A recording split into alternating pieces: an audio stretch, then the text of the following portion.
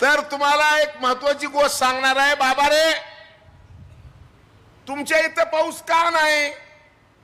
टकल्या माणसाच्या डोसक्यावर पाणी टाकलं तर थांबल का हो? नाही. तर तुमचा तालुका म्हणजे टकलंय, झाड आहे का? पाणी राहील का? पाणी राहत नाही. जिथं जिथं झाड आहेत, दोन गोष्टी लक्षात घ्या. पाऊस पडायचा असेल झाड लागते, पडलेलं पाणी जमिनीत मुरवायचंय झाड लागतंय. तुमच्यात झाडच नाही, मन पडलं बी नाही आणि पडलेलं मुरलं बी नाही. बरोबर आहे का? आणि मग तुम्ही आता नीट करून घ्यायच्या नादात लागला. मी म्हणलो चला आपला बी काही योगदान असेल तर आपण जाऊ बांबू लागवड सांगूत. बांबू लागवड का करायची मी आता तुम्हाला दाखवलं. मी जास्त वेळ बोलणार नाही, मी तर 2-3 तास बोलत असतो, पर तेवढं बोलायचं नाही. मी तुम्हाला सगळ्याला एक विनंती करणार आहे की ह्या बसमध्ये लागलेलं लाकूड बांबूच आहे, ते तुम्ही बघावं. मी फक्त तुम्हाला बांबूपासून काय तयार होते एवढं सांगून मी माझं भाषण संपवणार आहे. हे माझा चष्मा आहे, बांबूचा आहे. ही माझी घड्याळ आहे हातातली, ही बांबूची आहे. हे आता पडळकर साहेबाला जी घड्याळ दिली ती बांबूची आहे.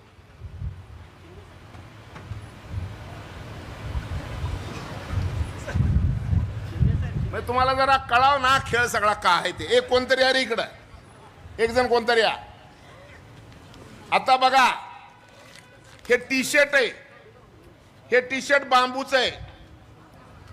थंडीत घातलं तर गरम होतंय आणि गरमीत घातलं तर थंड होतंय. हे टी शर्ट कशाचं आहे? बांबू पासून तयार झालेलं आहे. ठीक आहे. त्याच्यानंतर हे पायमोजे आहेत. पायमोजे कशाचे आहेत?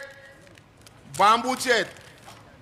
हे बांबूचे पायमोजे पायाला पाणी येऊ देत नाहीत. ज्यानं कोण सॉक्स घालणार आहेत, कलेक्टर साहेब हे घालून बघा जरा.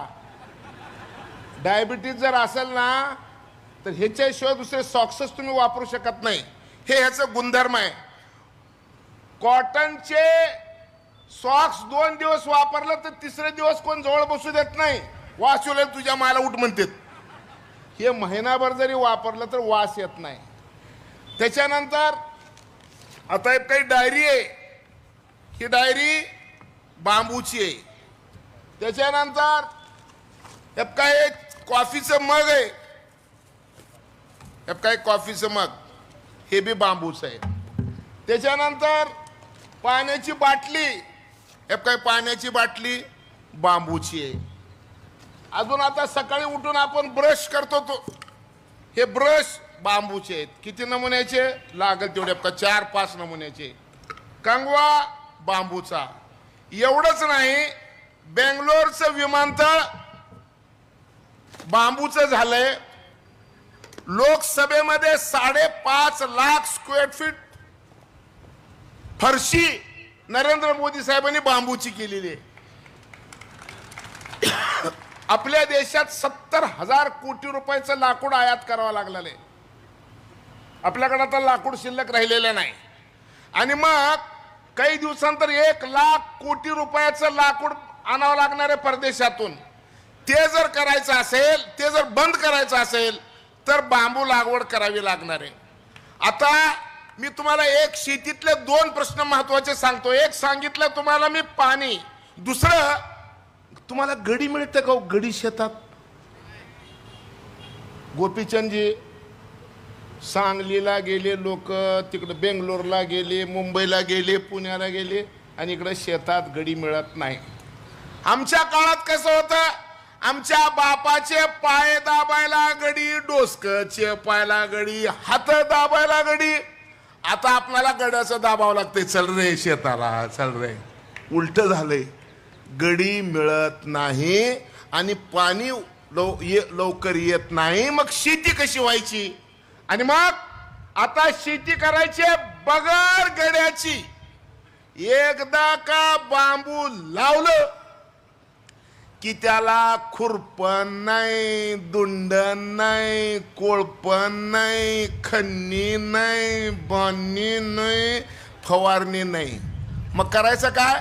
कुंभाराकडे जायची आणि एक चिलीम घ्यायची, बांबू लावलं, मारा मजेशीर धंदा आहे.